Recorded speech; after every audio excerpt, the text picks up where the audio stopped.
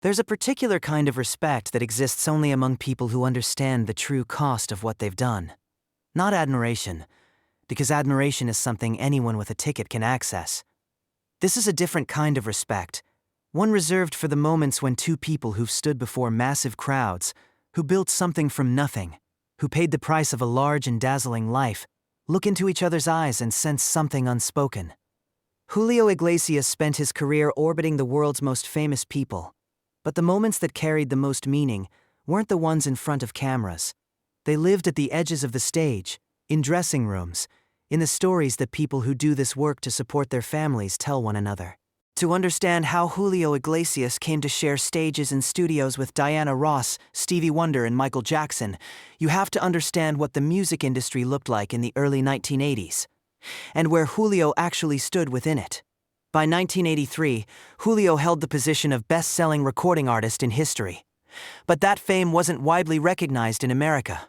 The American music industry was aware of him, but hadn't yet decided what to do with him.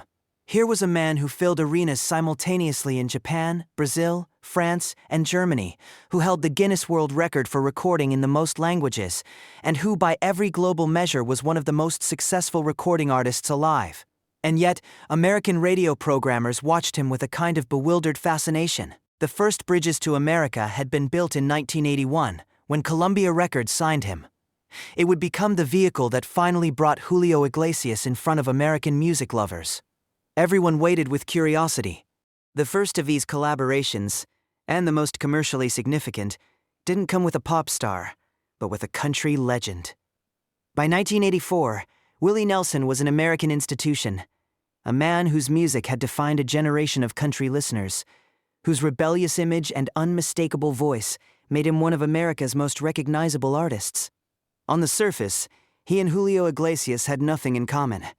Different genres, different languages, different continents, different audiences. The story of how To All the Girls I've Loved Before came together became a legend within the music industry. When the duet was first proposed, the reaction from many inside the industry was skepticism. The pairing simply didn't seem to make sense on paper. But when the two men actually met in the studio, something happened that neither had quite expected.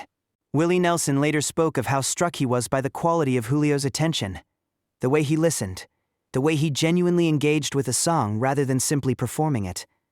Julio Iglesias, for his part, talked about seeing in Willie Nelson someone who was fully himself and fully an artist.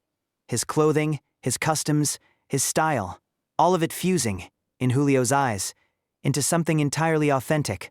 The record went to #1 in America. The connections with Diana Ross and Stevie Wonder were far more organic, far more personal. Musicians of a certain caliber tend to find one another more easily. Diana Ross and Julio Iglesias shared something almost no one else on the planet did: the singular experience of being the solitary voice of a massive cultural enterprise. Ross was the face of Motown, a woman whose very presence defined an era of American music. Julio, in his own parallel universe, was the same thing for Latin romantic music on a global scale. When they met in the early 1980s, a recognition passed between them instantly. It wasn't romantic, and it wasn't really professional either. It was something else entirely. Stevie Wonder's connection to Julio operated on a completely different plane. The way Wonder engaged with other musicians was singular, not through genre or commercial calculation, but through the ear. He listened for something more essential, beneath style and language. What he heard in Julio Iglesias was a voice that carried emotion with unusual directness, one that bypassed the intellect and went straight to feeling. These weren't headline collaborations, they were conversations between people speaking the same language at the deepest level. The least likely connection of all was with Michael Jackson. In the mid-1980s, Michael Jackson wasn't just a famous musician. He was a global phenomenon so complete, so total, so unmatched in scale that the ordinary vocabulary of fame simply didn't apply. Thriller had sold 40 million copies. His face was on every surface in every country. Julio Iglesias, at the very same time, was a phenomenon in his own right, but of an almost opposite kind. Jackson's fame was loud, visual, spectacle-driven, built on choreography and production. Julio's was intimate, voice-centered, built on the private experience of a song listened to alone. Jackson's audiences came to be dazzled. Julio's came to be understood. They met at the edges of events, in hallways, in brief unplanned moments. Jackson, famously guarded in public, was reportedly genuinely interested in Julio, particularly in how Julio connected with audiences across languages and cultures without the visual spectacle Jackson's own performances required. How do you make someone feel something with your voice alone? How do you cross the language barrier not through translation, but through feeling alone?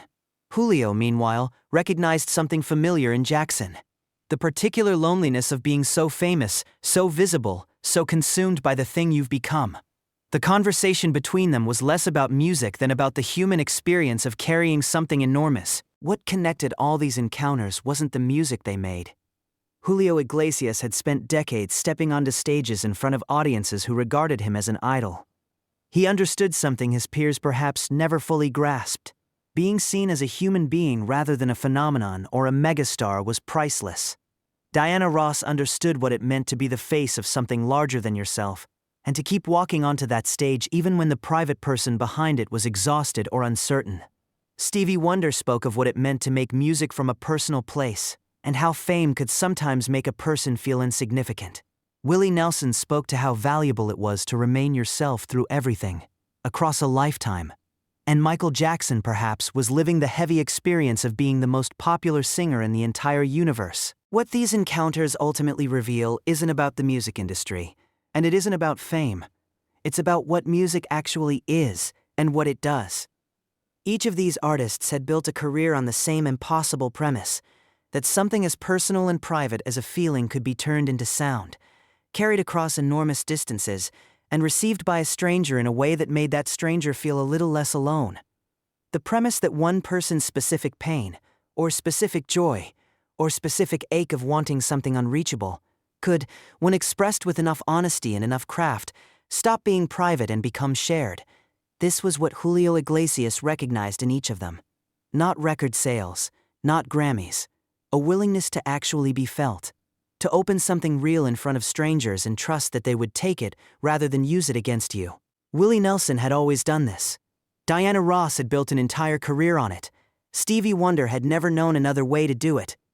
And Michael Jackson did it in his greatest moments, when a performance became so complete that it transcended itself and turned into something else entirely. Julio Iglesias had been doing it for 30 years, in 14 languages. Language was never really the point. It was always just a vehicle toward the same destination, that particular place where one person feels what they cannot say, and recognizes in a melody something they couldn't name until the music named it for them. What connects a Spanish romantic singer to an American country legend, a Motown icon, a soul genius, and the most famous entertainer who ever lived? On the surface, almost nothing. Underneath, everything. Each of them, in their own way, was attempting the same thing. And when they found one another, they recognized it. That recognition, quiet, private, largely undocumented, may be the most interesting part of all of it.